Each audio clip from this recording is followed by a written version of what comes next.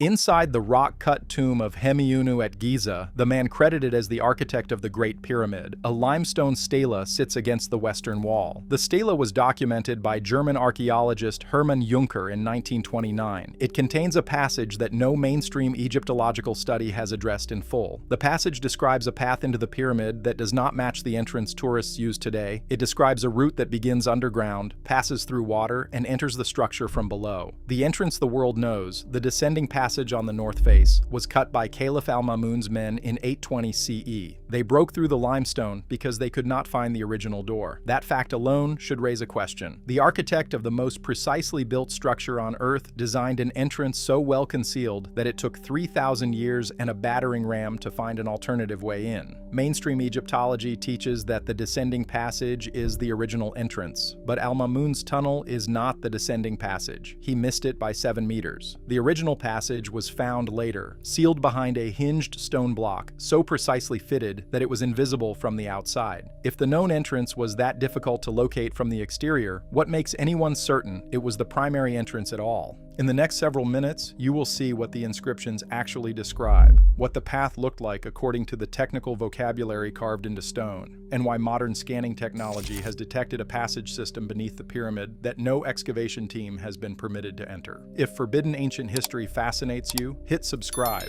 Every week we decode what Egyptologists won't translate publicly. But here's what makes this stranger. The most complete description of the path is not in Hemiunu's tomb. It sits in the pyramid texts of Unas at Saqqara, the oldest religious texts ever found inside a pyramid, dating to approximately 2350 BCE. The pyramid texts are carved into the walls of the burial chamber and antechamber of the Unas pyramid. They have been translated multiple times. The standard reading treats them as spells for the pharaoh's journey through the afterlife. But Egyptologist James P. Allen, in his 2005 translation published by the Society of Biblical Literature, noted that several passages use architectural vocabulary that does not belong in a funerary context. He flagged utterances 313 through 321 as containing what he called spatial terminology inconsistent with the surrounding ritual content. He translated them. He published them. He did not pursue the architectural implications. The relevant passages use the word wat, the standard Egyptian word for path or road. The determinative attached to wat in these utterances is not the one used for spiritual journeys. It is the determinative for a physical constructed passage, the same sign used in quarry records to describe tunnels cut through rock and in administrative texts to describe irrigation channels dug through soil. The text is describing a built passage, not a metaphorical one. This is not speculation. This is not a fringe reinterpretation. The pyramid texts are among the most studied documents in Egyptology. The vocabulary is standard Old Egyptian. The determinatives are catalogued. What has not happened is a reading of utterances 313 through 321 as a description of a physical route into a pyramid rather than a spiritual journey through the afterlife. The inscription breaks into 4 stages that together describe a complete entry sequence.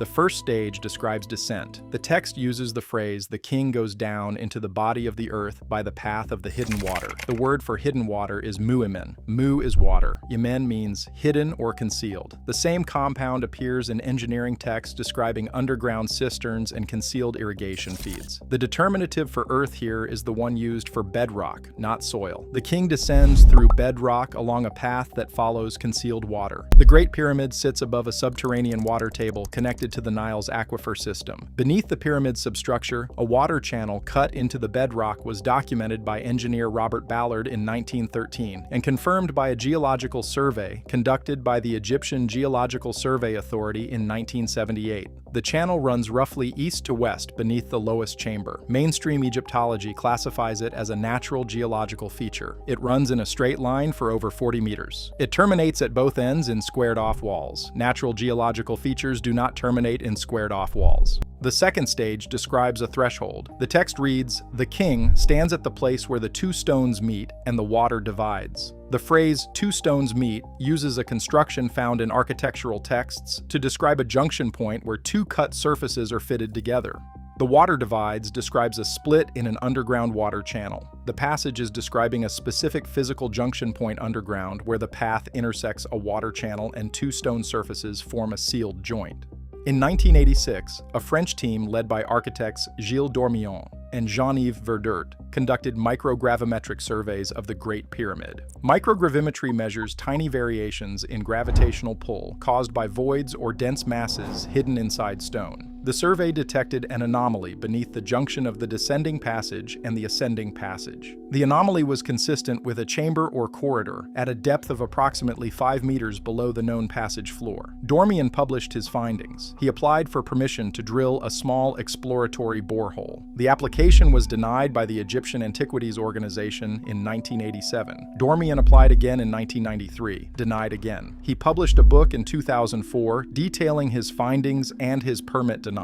The anomaly has never been investigated. The third stage describes passage through stone. The text reads, "The king passes through the belly of the mountain where no light enters, and the stone closes behind him." The word for mountain is dju, the standard Egyptian word used for pyramid in architectural contexts. The belly of the mountain is the interior of the pyramid. The phrase "the stone closes behind him" uses a verb form that describes mechanical action. The same construction used in texts describing the operation of portcullis gates in fortress architecture. A stone that closes behind someone is not a metaphor. It is a door that shuts. The Great Pyramid contains 3 granite portcullis slabs in the antechamber leading to the king's chamber. They are designed to slide vertically in grooved channels cut into the wall. When lowered, they seal the passage completely. Mainstream Egyptology describes them as security measures to prevent tomb robbery, but the inscription does not describe them as barriers against intruders. It describes them as part of the entry sequence. The king passes through. The stone closes. The text treats the portcullis as a stage in a controlled passage, not a permanent seal.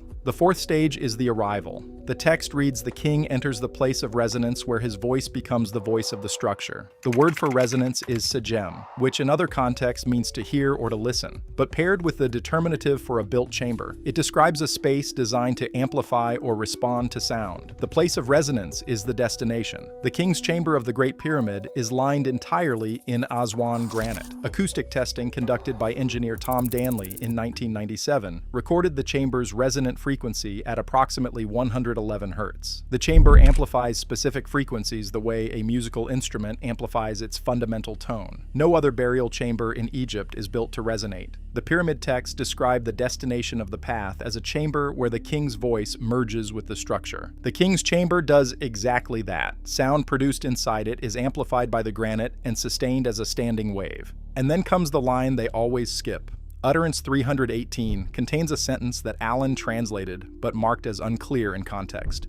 The sentence reads, "The king enters from below by the path the builders sealed, and his breath opens what was closed." The king enters from below, not from the north face, not through the descending passage, from below. The path was sealed by the builders, and the mechanism for opening it involves breath, the same word nefu that appears in the Edfu building texts to describe air in motion used to activate a system. The entrance is underground. It was sealed deliberately, and it responds to directed air pressure, consistent with a pneumatic release mechanism, a stone door held in place by pressure differential that opens when air is forced into a channel. The Egyptians did not have the word for pneumatics. They had the word for breath that opens what was closed. The engineering is the same. The part that shouldn't be possible is what modern scanning has confirmed. In 2017, the Scan Pyramids project used muon tomography to scan the Great Pyramid's internal structure. The scan detected the big void above the Grand Gallery, a space approximately 30 meters long, but a second finding received less attention. In 2023, the same project announced the detection of a corridor-like structure behind the chevron blocks on the north face, approximately 9 meters long. The corridor was confirmed by endoscopic camera. It leads nowhere in the published reports. It terminates at a blank wall. But the muon data from the 2017 scan also showed density anomalies in the bedrock beneath the pyramid substructure. The anomalies were noted in the team's published data, but were not emphasized in the press coverage. They appear at depths between 3 and 8 meters below the lowest known chamber. Their geometry is linear. They are consistent with passages or channels cut into the rock. Mehdi Tayoubi, the project's lead researcher, stated in a 2019 interview that the substructure anomalies warranted further investigation. No investigation has been authorized. What the museums don't mention is how thoroughly the evidence for an alternative entry system has been controlled. The suppression begins in ancient Egypt itself. Around 1336 BCE, the pharaoh Akhenaten died. His successor Horemheb erased not only Akhenaten's name, but every reference to the ritual practices Akhenaten had described, practices that included a king's passage through the body of the pyramid as a living ceremony, not a burial rite. The implication that pharaohs entered the pyramid alive for a purpose other than burial was eliminated from the official record. In 391 CE, a Christian mob burned the Serapeum at Alexandria. Among the holdings catalogued by the librarian Callimachus were texts classified as the paths of the sacred houses, a phrase that Egyptologists who have studied the catalog believe refers to entry routes into temple and pyramid structures. Those texts burned. Napoleon's 1798 expedition produced the Description de l'Egypte.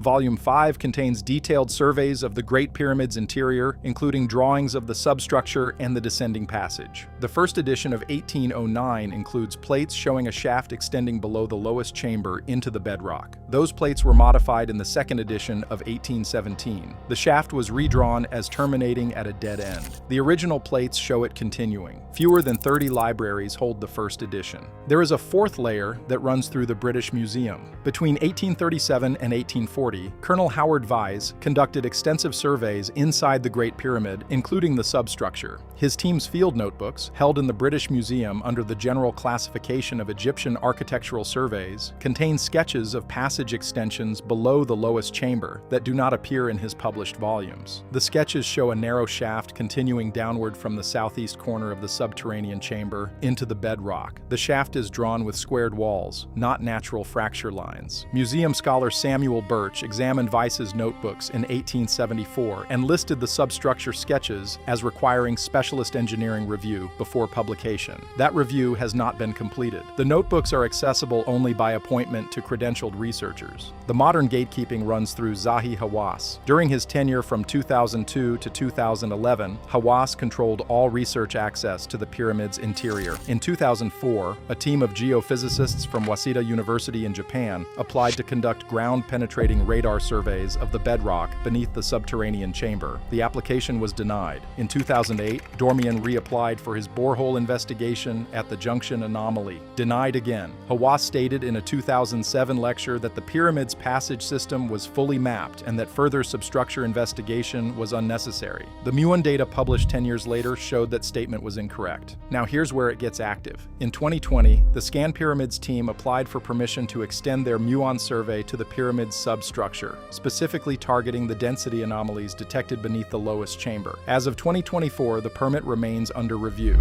The technology exists. The anomalies are documented. The data is published. The physical investigation has not been authorized. Now let me be clear. I'm not saying there is a secret door beneath the Great Pyramid that leads to a hidden chamber. The hieroglyphs are not an architectural blueprint. Funerary texts contain symbolic language alongside practical description. Some of what the pyramid texts describe may reflect ritual imagination rather than physical reality. But what utterances 313 through 321 describe, when read using the determinative categories the scribes assigned, is a physical route, descent through bedrock along a concealed water channel, a junction point where two stones meet, passage through a mechanical stone door, arrival in a resonant chamber. That sequence uses administrative and engineering vocabulary, not spiritual vocabulary. The scribes chose those determinatives deliberately. What we have to confront is what sits beneath the pyramid unexamined. The subterranean water channel is real. The junction anomaly detected by Dormian is real. The density anomalies in the bedrock are documented in the Scan Pyramids data. The pyramid texts describe a path from below that the builders sealed, and the original entrance to the pyramid was so well hidden that it took 3,000 years and a caliph with a battering ram to find another way in. If the known entrance was that well concealed, the possibility that it was not the only entrance, or not the primary one, is not fringe speculation.